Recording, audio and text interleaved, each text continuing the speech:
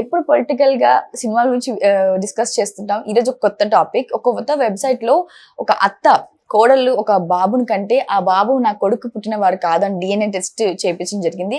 అసలు DNA test లో ఏం వచ్చింది, ఇది ఎక్కడ జరిగింది, ఏంటి సార్ దీని మీ మాటలో? ఇది సినిమాలో ట్విస్ట్ కంటే పెద్ద ట్విస్ట్ ఇక్కడ జరిగింది. నిజానికి దీని మీద మంచి ఫిల్మ్ కూడా చేయొచ్చు. దీంట్లో అనేక అంశాలు కూడా లింకప్ అండి. సో ఇది రెడ్డిట్ అనే ఒక సైట్, వెరీ పాపులర్ సైట్ ఉంది. ఆ సైట్లో ఒక ఆమె 29 years మహిళ ఒక పోస్ట్ చేసింది. ఆ పోస్ట్ ఏముంది, ఆ పోస్ట్లో ట్విస్ట్ ఏంటి అనేది ఇవాళ దేశవ్యాప్తంగా చర్చ జరుగుతుంది. ఆ రెడ్డిట్లో నుంచి బయటకు వచ్చేసి చర్చ మొత్తం మీడియాను ఆక్యుపై చేసేసింది. మెయిన్ స్ట్రీమ్ మీడియా దగ్గర నుంచి మొత్తం అన్ని ప్లాట్ఫామ్స్ దీని మీద చర్చిస్తున్నారు. ఎందుకంటే ఇది very important for various reasons. So అసలు ఏం జరిగింది అంటే, ఒక 29 ఏళ్ల మహిళ తను ఒక 2 నెలలకు ముందు ఒక పాపకు జన్మనిచ్చింది. ఆ పాప కళ్ళు గ్రీన్గా ఉన్నాయి. ఇక్కడేమో తల్లికి గ్రీన్గా లేవు, తండ్రికి గ్రీన్గా లేవు, తండ్రి వైపు వాళ్ళకి గ్రీన్గా లేవు, తల్లి వైపు వాళ్ళకి గ్రీన్గా లేవు, పేరెంట్స్కి కానీ ఎవరికి. సో ఈ కళ్ళు ఎక్కడవి? సో అంటే ఈ మీద చీట్ చేసిందేమో, వేరే అఫైర్లో నుంచి బిడ్డ పుట్టాడేమో అని అత్తకి డౌట్ వచ్చింది. సో మిగతా వాళ్ళు అందరూ చెప్పారు అది ఏం కాదు, అలాగట్టు జరుగుతుంటాయి అని డాక్టర్లు కూడా చెప్తే అత్త వినలేదు. నాకు కోడల మీద డౌటు అని అత్త గట్టిగా కూర్చుంది. మామూలుగానే అత్త కోడలను చాలాసార్లు ఈ ప్రాబ్లమ్స్ ఉంటాయి. సో దాంతో కొడుకు కూడా లేదు, నా భార్య మీద నాకు అనుమానం ఏమాత్రం లేదు, నాకు కాన్ఫిడెన్స్ ఉంది, నాకు అలాగ చేయడం ఇష్టం లేదని అతను కూడా అన్నాడు. కానీ అత్త ఒప్పుకోలేదు. 2 నెలలుగా రాచి రంపాన పెడుతూనే ఉంది. ఇంకా రకరకాలుగా భోజనం చేయకపోవడం, అలగడం, దగ్గర నుంచి తిట్టడం, కనబడిన వాళ్ళకంతా చెప్పడం, ఇలాగా ఉంటే ఈ టార్చర్ భరించలేక కోడలు ఏం చేసిందంటే, నేను డిఎన్ఏ టెస్ట్కి రెడీ అట్లన్నా క్లియర్ అయిపోతుంది, నస పోతుందని చెప్పి ఒప్పుకున్నది. మామూలుగా డిఎన్ఏ టెస్ట్ అంటే ఏందనేది చాలామంది అడుగుతుంటారు. డిఎన్ఏ టెస్ట్ అంటే డిఎన్ఏ అంటే డియాక్సిరైబాన్ న్యూక్లిక్ యాసిడ్ అంటారు, డిఎన్ఏ. సో డియాక్సిరైబాన్ న్యూక్లిక్ యాసిడ్ అని ఉంటుంది బాడీలో. అదేంటంటే మోలక్యూల్ అనమాట. ఇది 2 linked స్ట్రాండ్స్ ఒక పెన వేసుకొని నిచ్చెనలాగా ఉంటుంది అనమాట. ఇది మన జెనెటిక్ ఫార్మేషన్ని డిసైడ్ చేస్తుంది, జెనెటిక్ ఫార్మేషన్ చెప్తుంది. సో దీంట్లో రకరకాల ఏన్సెస్టరీ డిఎన్ఏ అంటారు, అట్లాగే పెటర్నిటీ డిఎన్ఏ అంటారు. ఏన్సెస్టర్ అంటే మనం ఎక్కడి నుంచి వచ్చాం, మన ఆరిజిన్ ఏంటి, మన ఆర్యులా లేకపోతే మంగోలియాయిడా లేకపోతే ఆఫ్రికన్నా, ఇవన్నీ కూడా మూలాలు తెలియజేయడానికి కూడా ఇది పనికొస్తుంది అనమాట. జెనెటికల్ ఏన్సెస్టరీ తెలుసుకోవడానికి. మామూలుగా ప్రైవేటు సంస్థలు అనేక ఉన్నాయి. డిఎన్ఏ ల్యాబ్స్ అని ఫర్ ఎగ్జాంపుల్ ఉంది, వాళ్ళది 180 cities ఉన్నాయి. డిఎన్ఏ ల్యాబ్స్ ఇండియా కంపెనీ పేరు. వాళ్ళకి మనం ఫోన్ చేస్తే ఇంటికే వచ్చి కూడా మన టెస్ట్కి శాంపుల్ తీసుకెళ్తారు. మామూలుగా సింపుల్ డిఎన్ఏ టెస్ట్కి 13,000 అవుతుంది. కొద్దిగా కాంప్లెక్స్ ఉండి 2-3 చేయించాలంటే 20,000 దాకా ఉంది. అంటే 13,000 to 30,000 వేసుకోండి మిగతా 2-3. సో అలాగా అది. రెండోది ఏంటంటే డిఎన్ఏ టెస్ట్ కిట్స్ కూడా అమ్ముతారు. ఆన్లైన్లో డిఎన్ఏ టెస్ట్ కిట్స్ అని దొరుకుతాయి. అవి తెచ్చి మనమే కూడా చేసుకోవచ్చు కావాలంటే. కాకపోతే లీగల్గా అవి చెల్లవు అనమాట. లీగల్గా చెల్లాలంటే మాత్రం కోర్టు పర్మిషన్ తీసుకోవాలి. కోర్టు పర్మిషన్ తీసుకోకుండా లీగల్ సర్టిఫికేట్ వీళ్ళు ఇస్తారు, లీగల్ సర్టిఫికేట్ కూడా, దానికి కూడా ఎక్స్ట్రా ఛార్జ్ చేస్తారు. కానీ కోర్టు పర్మిషన్ లేకుండా డిఎన్ఏ టెస్ట్ చేసుకుంటే చెల్లదని చెప్తున్నారు. సో ఇదైతే కోర్టు కాదు, ఆమె ప్రూవ్ చేయడం కోసం, ఇంట్లో ఫ్యామిలీలో ప్రూవ్ చేయడం కోసం. కాబట్టి వీళ్ళు కూడా ఇలాగా డిఎన్ఏ టెస్ట్ చేయించుకున్నారనమాట. ఇలాగ డిఎన్ఏ టెస్ట్ చేసుకోవడానికి ఒప్పుకున్నాక ఈమె అత్త కొడుకు చెప్పింది. కొడుకు తీసుకొని చేశాడు. చేస్తే కరెక్ట్గానే ఆమె ఆ బిడ్డ డిఎన్ఏ వాళ్ళ నాన్న డిఎన్ఏ ఒకటే అని తెలిసింది. అంటే ఆమె చీట్ చేయలేదు, తన హస్బెండ్తోనే బిడ్డను కన్నదని తెలిసింది. ఇక్కడే ట్విస్ట్ ఉంది అనమాట. ఈ ట్విస్ట్ ఏంటంటే, ఈమెకి ఇప్పుడు నా మీద చేశారు సరే, ఈ కళ్ళు ఎక్కడి నుంచి వచ్చాయని నాకు కూడా తెలుసుకోవాలి. కాబట్టి నువ్వు ఎవరితో కన్నావు అనేది నాకు కూడా కావాలి. అంటే వాళ్ళ నాన్న ఇప్పుడు అంటే వాళ్ళ మామయ్య, ఈ అమ్మాయి వాళ్ళ మామయ్యకే నా హస్బెండ్ పుట్టాడా లేదా, అంటే అత్త మోసం చేసిందా లేదా అనేది ఈమె కూడా పట్టుబట్టింది.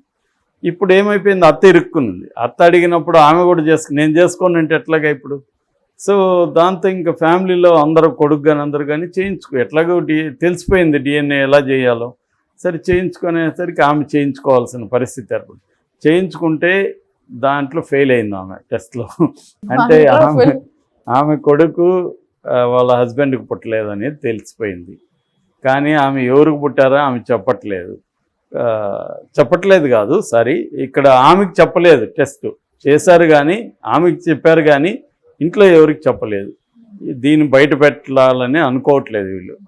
అంటే బయట పెట్టాలా లేదనేది ఈమె నెటిజన్స్ని అడుగుతుంది పోస్ట్లో. ఇప్పుడు వాళ్ళ హస్బెండ్ ఏమో నా బయలాజికల్ ఫాదర్ నేను తెలుసుకోవాలి అని పట్టుబడుతున్నాడు. ఎవరికైనా ఉంటుంది కదా, మా నాన్న ఈ నాన్న కాదన్నప్పుడు మా నాన్న ఎవరో నేను చూడాలి అన్న కోరిక ఉంటుంది. అది ఇప్పుడు అతనికి వచ్చింది. కానీ ఇప్పుడు అతను కానీ అది బయట పెడితే వాళ్ళ ఫ్యామిలీలో గొడవలు వచ్చేసే అవకాశం ఉంది.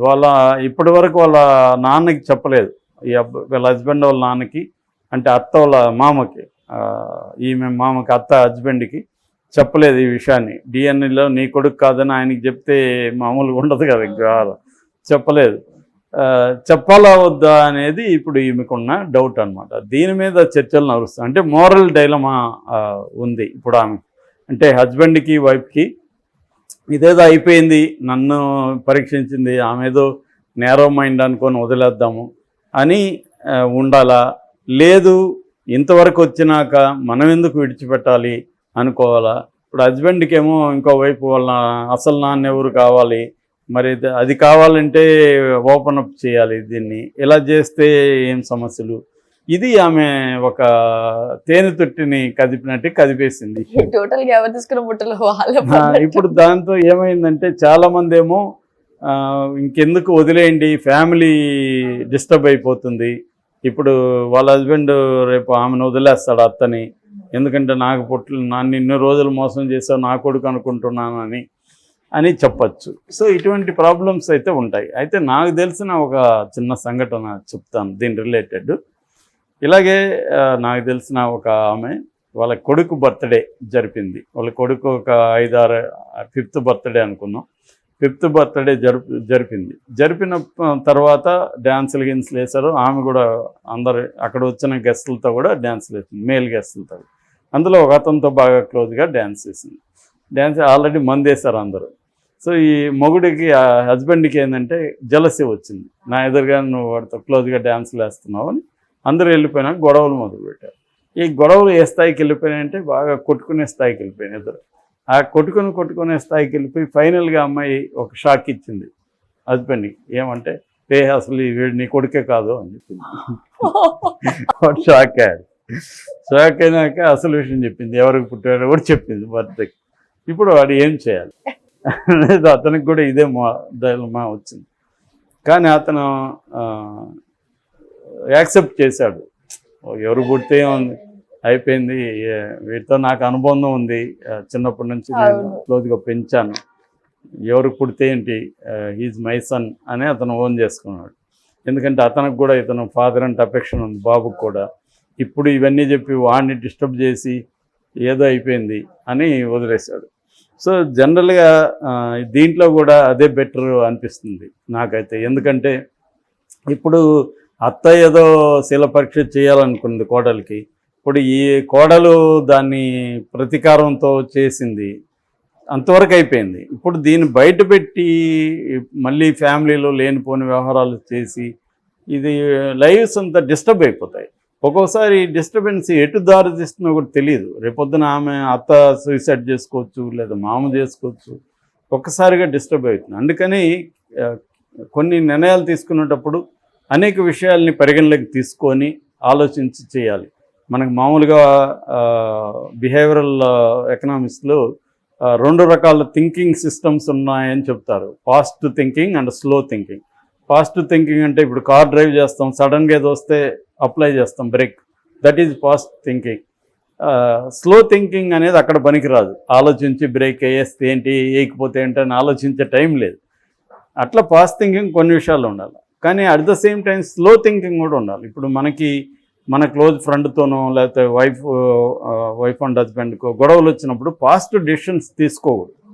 దానివల్ల ఎమోషనల్ డ్రివన్ డెసిషన్స్ తీసుకోవడం వల్ల కాన్సిక్వెన్సెస్ డేంజర్. అలాంటప్పుడు ఏం చేయాలంటే కూల్ అయిపోయి దూరం వెళ్ళిపోవడము, కూల్గా ఉండడం. తర్వాత కాన్సిక్వెన్సెస్ ఏంటి, మనం ఈ నిర్ణయం చెప్తే ఏం జరగచ్చు, ఫ్యూచర్ ఎలా ఉంటుంది, ఇవన్నీ ఆలోచించి, లేదా మనకు ఆలోచన శక్తి లేనప్పుడు వేరే వాళ్ళతో డిస్కస్ చేసి లేదా సైకాలజిస్టులతో మాట్లాడేటప్పుడు డిసిషన్ తీసుకోవాలి. చాలామంది ఈ రెండు థింకింగ్లకి తేడా తెలియకుండా పిల్లలు ముఖ్యంగా ఆత్మహత్యలు ఎక్కువ చేసుకుంటుంటారు. వాళ్ళు ఈ స్లో థింకింగ్ అప్లై చేస్తే ఆత్మహత్యలు చేసుకోరు.